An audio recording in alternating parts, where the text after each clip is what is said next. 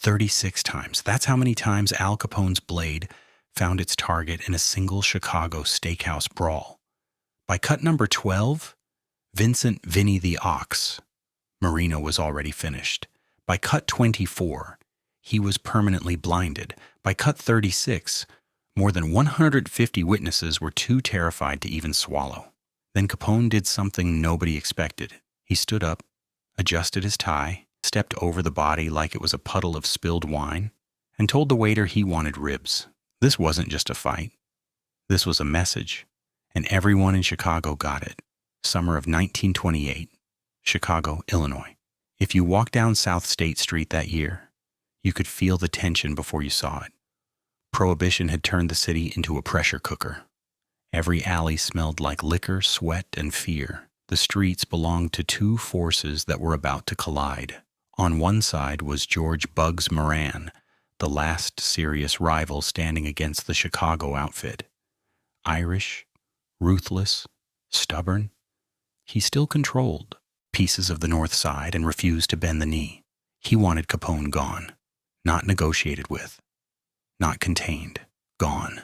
On the other side was Alphonse Capone, 30 years old, already richer than most legitimate businessmen, already responsible for more bodies than the city cared to count. Capone wasn't just running booze. He ran judges, he ran cops, he ran politicians, and more importantly, he ran fear. Capone had made one thing clear: Chicago was his city, and anyone who said otherwise was temporary.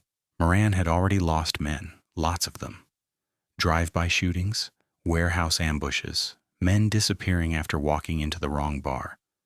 But Moran was desperate, and desperate men make dangerous decisions. He needed someone who could handle Al Capone up close, not a gunman who sprayed bullets from a passing car, someone personal, someone brutal.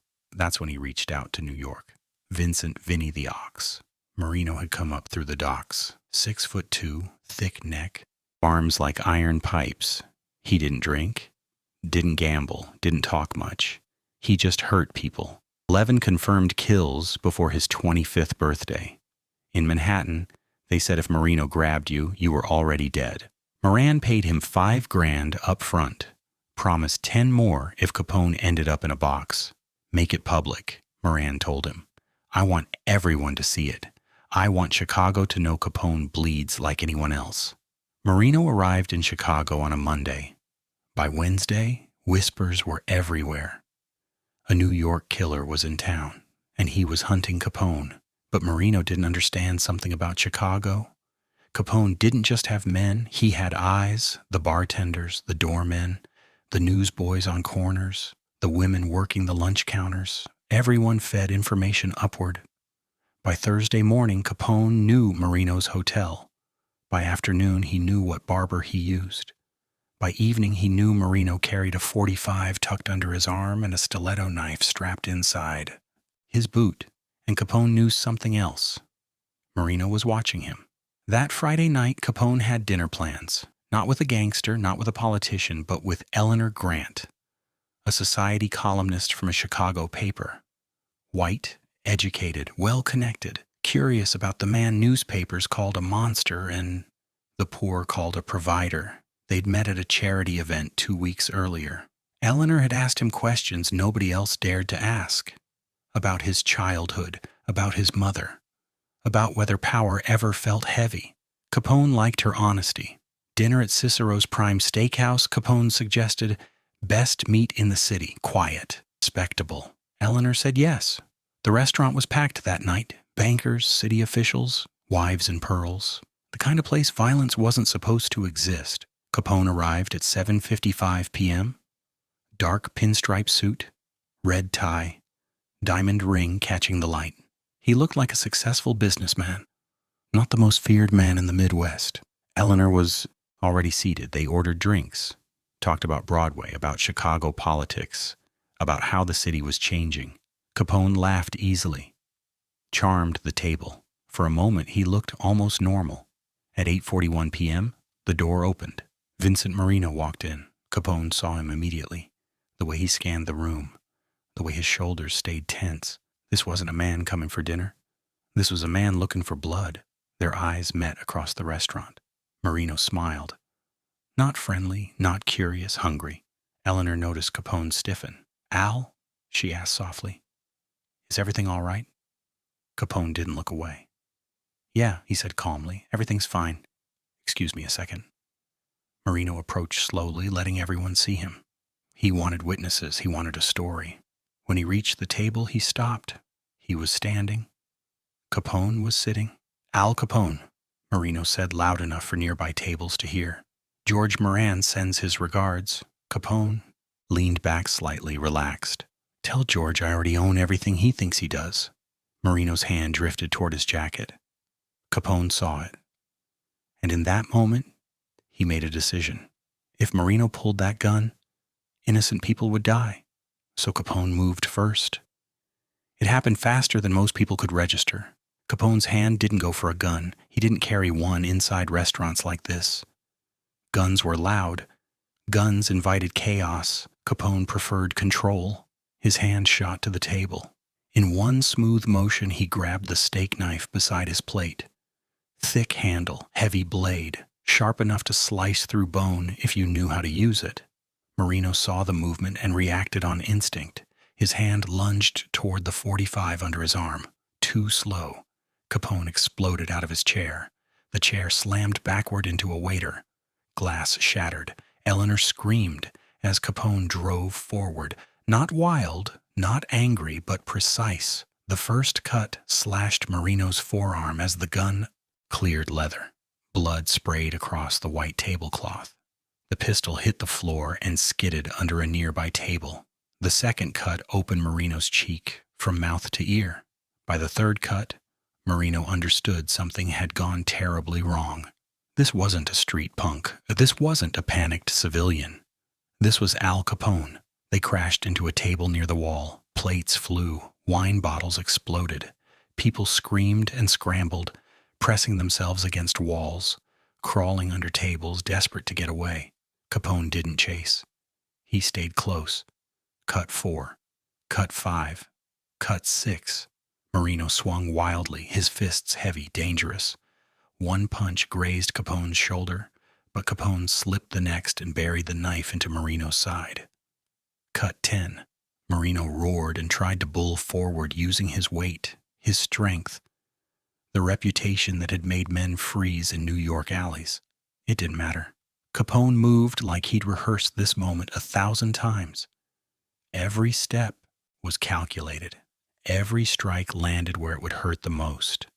Cut 12 split Marino's ribs. Cut 15 opened his back. By cut 18, Marino was bleeding too much to stay steady. His breath came in wet gasps. His vision blurred. Capone stayed silent. No yelling. No threats. Just the sound of steel meeting flesh. By cut 24, Marino collapsed to his knees. That's when Capone went for the eyes. The restaurant had gone dead quiet. Even the screams had faded. More than 150 people stood frozen, watching something they didn't believe was real. Capone grabbed Marino by the hair, pulled his head back, and drove the blade upward. Cut 25. The knife went in above the left eye. When Capone pulled it out, the eye came with it. Marino screamed. It wasn't a tough guy scream. It wasn't anger. It was pure animal terror. A sound so raw that people would remember it for the rest of their lives. Marino collapsed fully onto the floor, thrashing, blinded, broken. Capone stood over him, breathing steady, his suit splattered with blood that wasn't his. Then he did something that made the room colder than the violence ever could. He straightened his tie, slowly, carefully, like a man checking his reflection before a meeting. Then Capone stepped over Marino's body. Not around it, over it, like the man wasn't even there. He walked back to his table. His chair lay on its side. Capone picked it up, he set it straight, and sat down. Eleanor stood frozen against the wall, her hands shaking, her mind unable to catch up to what her eyes had just seen. Capone looked at her and gave the same warm smile he'd given when she arrived. "I apologize for the disturbance," he said calmly. His voice never wavered. Then he looked toward the waiter, who was gripping the bar, face white, hands trembling. "Hey," Capone called. "You still got menus?" The waiter didn't move. Nobody moved. Capone reached to a nearby table, picked up a menu himself, and studied it like this was the most normal moment in the world. He glanced up at Eleanor. "You know what?" he said. "I suddenly feel like ribs." The waiter finally nodded and staggered toward the kitchen. Eleanor slowly made her way back to the table. Her legs barely held her. She sat across from Capone, staring at his hands as he wiped the blood away with a cloth napkin. "You should leave," Capone said quietly. "This isn't a night you want to remember." But Eleanor couldn't move. She was terrified and fascinated. 8 minutes later, the ribs arrived. Steam rose from the plate. Thick sauce glistened under the lights. Through the front windows, Eleanor saw an ambulance pull up. Medics rushing in to collect what was left of Vincent Marino. Capone picked up his fork. Slowly, deliberately, he took a bite. "Good," he said, nodding. "Real good."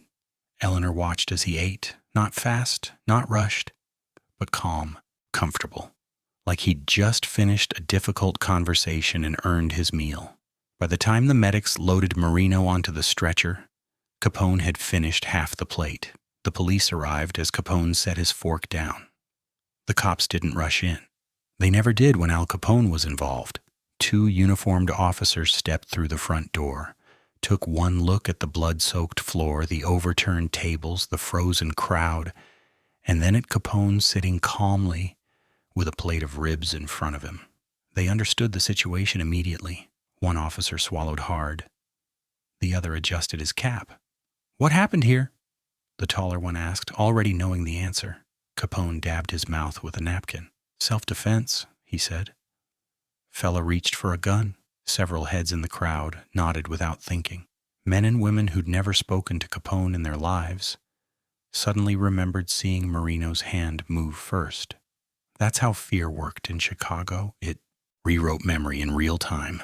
An officer bent down and retrieved the pistol from under the table. He checked it, nodded once. "Weapon checks out." Another cop scribbled in a notebook, not looking too closely at the body. "Ambulance already took him," someone said. "Good," the officer replied. "Less paperwork." They didn't ask Capone to stand, didn't ask for his name. Everyone in that room knew who he was. Half the police force worked for him. The other half knew better than to make enemies they couldn't survive. "Enjoy your dinner, Mr. Capone," one officer said. Capone nodded in thanks. The cops left. Only then did the restaurant begin to breathe again. Whispered conversations erupted all at once. Some people cried. Some stared at the floor. Others watched Capone with a mix of horror and awe. Outside, the ambulance doors slammed shut. Sirens wailed as it pulled away. Vincent Marino would live, but he'd never see out of his left eye again. By Saturday morning, the story was everywhere. Not just that Capone had carved up a New York killer in a public restaurant. Violence wasn't news in Chicago. It was the ending that mattered. The ribs. Men told it over coffee. Bartenders whispered it while pouring drinks. Wives repeated it in hushed voices to husbands who pretended not to be afraid. That's how Capone handles problems. Cool, precise, unbothered. The story reached George Moran before noon. Moran was in his office on the north side when one of his men walked in pale and shaking. "Boss," he said, "Marino's in the hospital. Capone cut him to pieces, took his eye, ate ribs while it happened." Moran didn't speak at first. He stared at the wall, jaw tight, fingers drumming slowly on the desk. "Is he dead?" Moran asked. "No." Moran exhaled through his nose. Then he failed. Silence filled the room. "You know what the problem is?" Moran said finally. "We keep thinking Capone's just muscle, that he's loud, reckless, sloppy. But that man's something else." One of the lieutenants shifted uncomfortably. "So what do we do?" Moran stood and walked to the window, looking out over a city he was rapidly losing. "We stop pushing him in public," he said. "We stop testing him where people can see." The lieutenant frowned. "You mean we back off?" "For now," Moran said. "Because every time we challenge him, he turns it into a lesson." Back in the restaurant, Eleanor finally found her voice. "That man came here to kill you," she said softly as Capone finished another bite. "Yes," Capone replied. And you knew? Yes. So this dinner was a setup? Capone paused. He set his fork down carefully. I didn't set a trap, he said. I just didn't run from what was coming. Eleanor looked at him, trying to reconcile the man who'd discussed theater with the man who'd taken another human being's eye without hesitation. When someone tries to kill you in front of innocent people, Capone continued, you end it fast. And you end it in a way they never forget. They left the restaurant shortly after. The night air hit Eleanor like a wave. She felt sick. The smell of smoke, blood, and sauce still clung to her. I'm sorry you saw that, Capone said as they walked. This city isn't gentle. Eleanor stopped. You didn't hesitate, she said. Not once. Capone looked at her, something heavy behind his eyes. Hesitation gets people buried. Eleanor would write about that night years later in a private journal she never published. She described Capone as the most contradictory man she'd ever known. A butcher who loved opera, a criminal who fed the poor, a man capable of terrifying violence, who carried it like a responsibility. Most people focused on the knife. They missed the message. Capone didn't just destroy Vincent Marino that night. He destroyed the idea that Al Capone could be embarrassed in public. Every gang in Chicago heard the story, every politician, every cop. They all understood the same thing. You don't challenge Capone where people are watching, because he will make sure they remember. And he will eat while he does it. The message didn't stop with Moran. By Sunday evening, word had reached every serious player in the Midwest. Milwaukee, Detroit, St. Louis, even Kansas City. The story traveled faster than bullets ever could. Not just that Capone had won, but how he'd won. A man sent from New York, hand-picked, paid to humiliate him. And Capone had turned him into a warning over dinner. Older gangsters understood immediately. This wasn't rage. This wasn't impulse. This was theater. And theater was power. Capone wanted people to picture it, the knife, the blood, the ribs. He wanted it replayed in their heads before they ever thought about crossing him. Vincent Marino woke up 3 days later in Cook County Hospital. His left side was bandaged. His head throbbed like it had been split with an axe. When he tried to open his eyes, only darkness answered on one side. Panic set in. He screamed for a doctor, for a nurse, for anyone. They told him the truth slowly, like easing a child into bad news. The eye was gone, the damage permanent. Marino didn't cry. He shook, not from pain, from understanding. He had faced men before, killed them, watched the light leave their eyes. But what Capone had done wasn't just violence, it was ownership. Capone hadn't tried to kill him. He'd left him alive on purpose. Living proof, a reminder. Marino refused visitors, refused to talk. Within a week, he was moved under guard. Within a month, he vanished entirely. Some said he was sent back east. Others said he was dumped in a river before he could ever speak. No one ever heard from him again. Capone, meanwhile, went back to business. Meetings, payoffs, shipments, smiling for cameras, donating money to soup kitchens. The city saw what it wanted to see. But behind closed doors, something had shifted. Capone's inner circle felt it. Men who'd known him for years noticed he spoke less, listened more. When disagreements came up, he didn't argue. He just looked at people. And they folded, because everyone had the same thought. If he did that to a hired killer in front of witnesses, what would he do to me? Eleanor tried to return to her life. She went back to her column, to polite dinners, to conversations that now felt thin and fragile. She couldn't unsee that night. The sound Marino made when the blade went in, the way Capone's hands never shook. She never published the story. Some things she decided weren't meant to be explained to the public. They lived in the undercurrent of cities, unwritten, unspoken. Once, months later, she asked Capone if he ever thought about that night. He smiled faintly. Only when people forget who they're dealing with. Chicago didn't forget. Not that year, not the next. Capone's enemies didn't disappear, but they changed tactics. No more public challenges, no more showdowns in restaurants or clubs. Everything moved into shadows, quiet deals, silent betrayals, because Capone had drawn a line, and he'd drawn it in blood and sauce. Years later, an old waiter who'd worked that night would be asked what he remembered most. He didn't mention the knife. He didn't mention the screams. He said the way he ate, like he had nowhere else to be.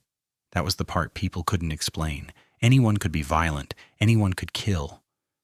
But to do it, then sit down and enjoy your food, that took something colder, something heavier. That's what made Al Capone different. And that was the night Chicago understood it.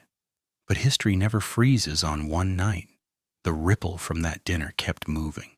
George Moran didn't officially surrender. Men like Moran never did. Pride wouldn't allow it. But he adjusted, and in the underworld, adjustment was survival. He stopped sending outsiders, stopped trying to embarrass Capone in public spaces.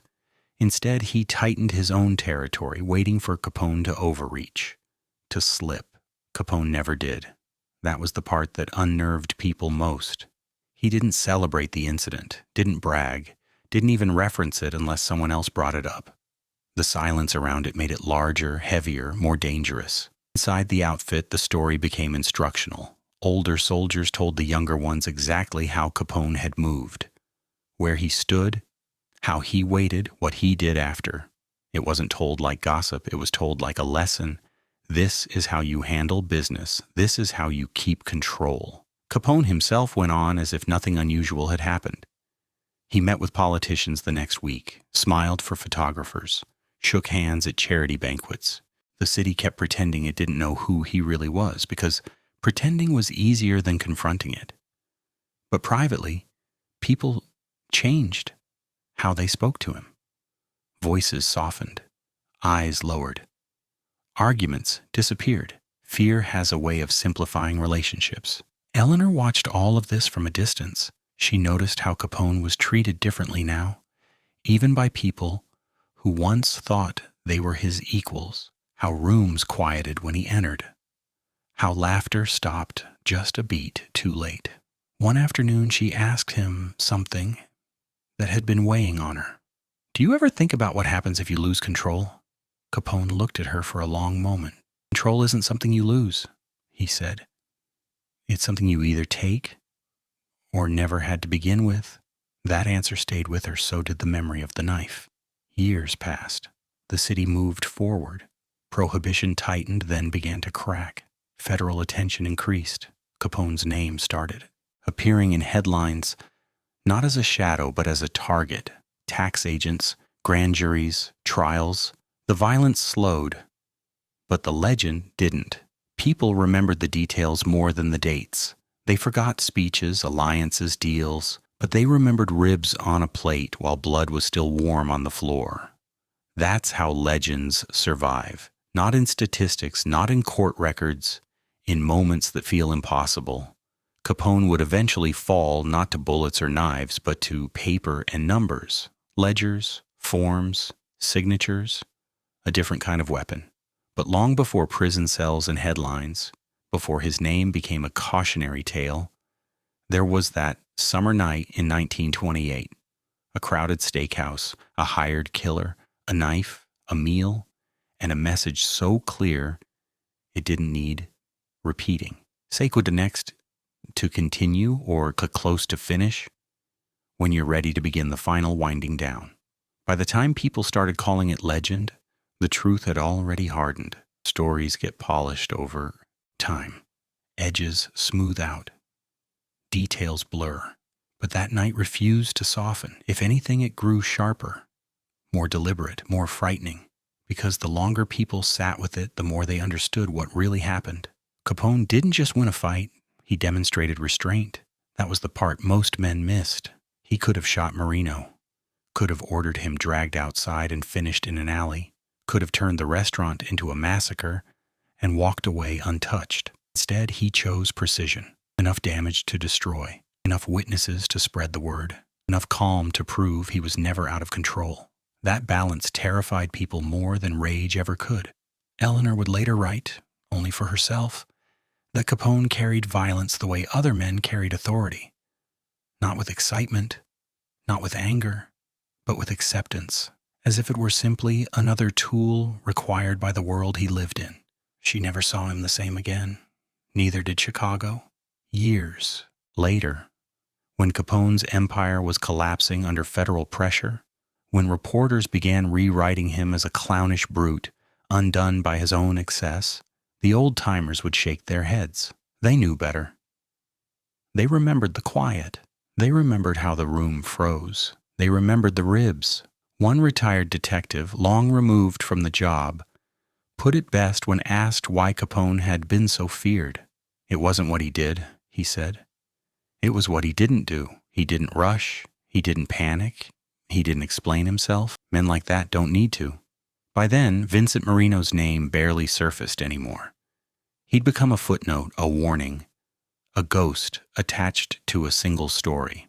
But Capone's name lingered, not because of the money, not because of the power, not even because of the bodies, because of a single moment when a man showed an entire city exactly how control looks. A knife, 36 cuts, a crowded room, and a meal eaten slowly, deliberately, while fear did the rest of the work. 36 times. That's how many times Al Capone's blade found its target before Chicago understood what power really looked like. Not rage, not noise, not chaos, control. That summer night in 1928 in a crowded steakhouse, with more than 100 witnesses holding their breath, Capone didn't just survive an assassination attempt. He rewrote the rules of fear. He showed the city that dominance wasn't about how loudly you threatened someone. It was about how calmly you finished them. Vincent "Vinny the Ox" Marino came to Chicago to make a spectacle, to kill Capone in public and send a message for George Moran. What he became instead was a lesson carved into memory. A man left alive just long enough for the story to travel faster than any bullet ever could. People remembered the cuts. They remembered the blood. But what stayed with them, the detail that turned violence into legend, was the ribs. The way Capone adjusted his tie, the way he stepped over a broken body, the way he sat back down and ate. Not to prove anything, not to intimidate in the moment, but to make sure no one ever needed proof again. Chicago didn't fall silent because Capone killed a man. Chicago fell silent because it realized he never lost control while doing it. And men who don't lose control are the most dangerous kind of men there are. Capone would eventually lose everything, not to knives or guns, but to numbers on a page, courtrooms, prison walls, time itself. History would reduce him to headlines and caricatures. But legends aren't built in courtrooms. They're built in moments like that one, in the pause after the violence, in the calm bite of a meal, in the understanding that spreads through a room when everyone realizes the same thing at once. This man is different. 36 cuts, one message, one plate of ribs. That was the night Chicago learned who Al Capone really was. If this story of ice-cold power stuck with you, hit like and subscribe. We're uncovering the moments history books gloss over, the ones that actually shaped the underworld. Drop a comment. Could you sit down and eat after doing what Capone did and turn on notifications? Because next time, we're telling the story of how Capone walked into a room full of enemies unarmed and walked out owning it. Because in this world, respect was never given. It was taken.